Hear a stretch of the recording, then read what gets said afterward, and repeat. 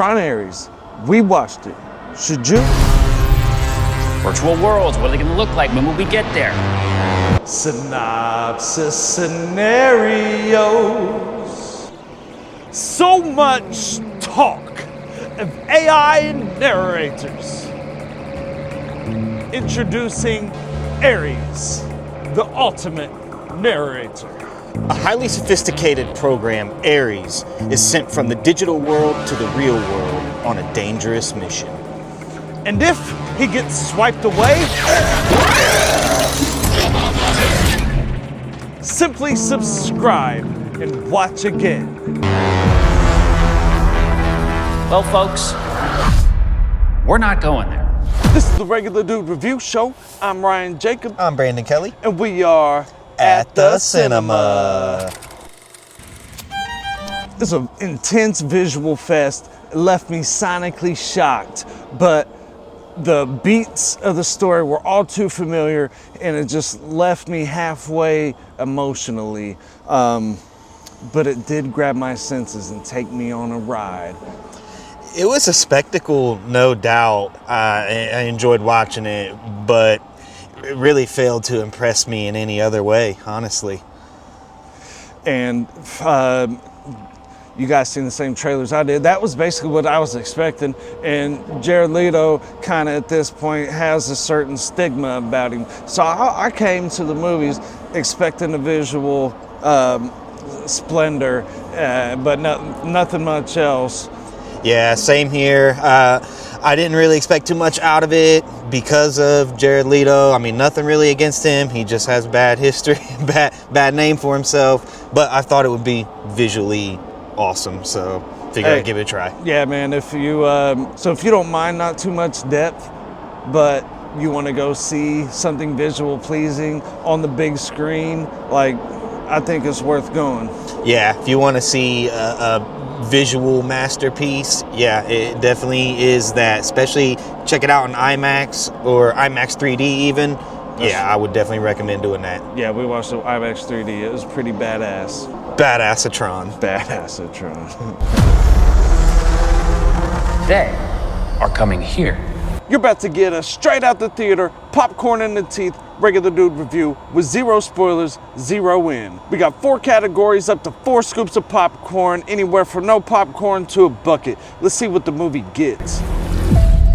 I would like you to meet Ares, the ultimate soldier.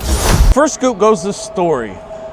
I'm giving it no scoops. It's just so unoriginal. Same thing we've ever seen before. Like, it tried to have a meaningful message, but it didn't quite connect. Yeah, I am also gonna give it no scoops. It was just cheesy and generic. I don't think I liked anything about it. Second scoop goes to performance. I'm giving it a half a scoop. Evan Peters was a decent villain. Jared Leto was okay. Some of the other people might have even been cheesy. Just nothing special. I'm also going to give it a half a scoop. I did like Evan Peters, but no one else really wowed me. Just average acting at best. Third scoop goes to Theatrics. I'm giving it a scoop. The visuals were crazy. The music was insane. This is great for any big IMAX, probably Dolby, 3D. Just go see this spectacle. It had decent cinematography as well.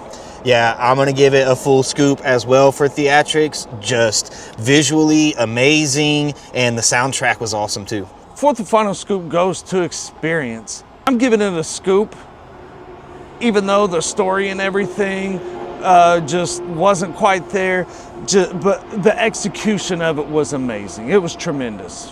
Experience is going to get a half a scoop from me. I thoroughly enjoyed the visuals and the fight scenes and stuff, but nothing else really wowed me at all.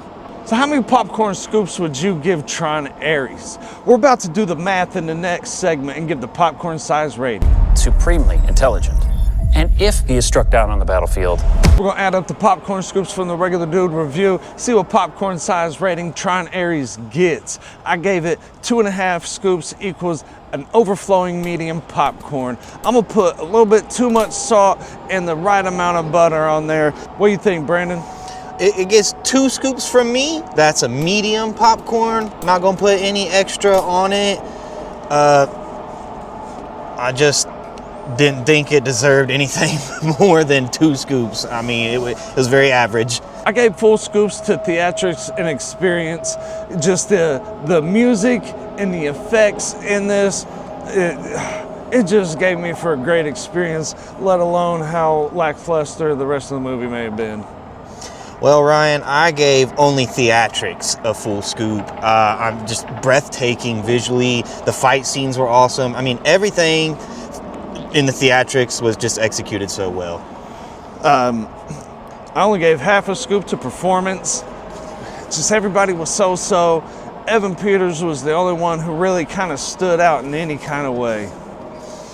I gave half a scoop to performance and experience. I just didn't think anybody stood out in the performances. It was very lackluster.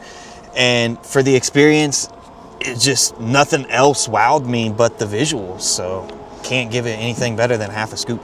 Now, I hardly ever give no scoops to anything, but this got no scoops for the story. Just so unoriginal.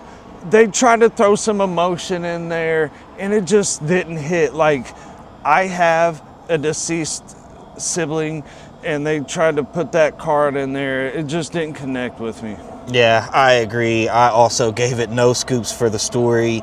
It was just all over the place. Tons of things that didn't make sense. I mean, like I said, I didn't like anything about the story. It was just all bad. Let me know what popcorn size rating you give Tron Ares. Drop it in the comments. Let's debate a little bit about it. I will simply make you another. Before we get out of here, we got some bonus features for you. Did you know that Jared Leto was method acting as Ares, and he wouldn't speak to anybody, and he would only be referred to as Ares? But Jeff Bridges, since his character Kevin Flynn created the grid, he felt like he was above him and could call him whatever he wanted to. Also, Jeff Bridges was the only actor to be in all 3 Tron movies. That is funny. That sounds so much like Jeff Bridges, Right. For real. Nah, perfect. And for Jared's character, like, Yeah. he's got to agree with it. Yeah. You know, he's got to comply. Absolutely. So this is the first Tron film in the series to not include Bruce Boxleitner as Tron, although he still endorses the film and wants people to go watch it. So do we, you know. Disney requested Trent Reznor and Atticus Ross to be credited as the 9 Inch Nails instead of their separate names like they had previously, which surprised both of them. Okay, yeah, that's definitely It was pretty interesting. cool. Yeah, that's definitely So interesting. go ahead, get your shine on. Okay, so in the archival footage clips that Ares is watching of Eve when he's studying her, she's wearing a Daft Punk shirt. So Daft Punk is the one that composed the music for Tron Legacy. So that's pretty cool. Yeah. Little Easter egg. Nice little throwback, callback. Yeah. A malfunctioning program who wants to live. Why is that? For more Regular Dude reviews and movie news, hit subscribe, and we'll see you next time at the cinema. It's just a feeling. Fascinating.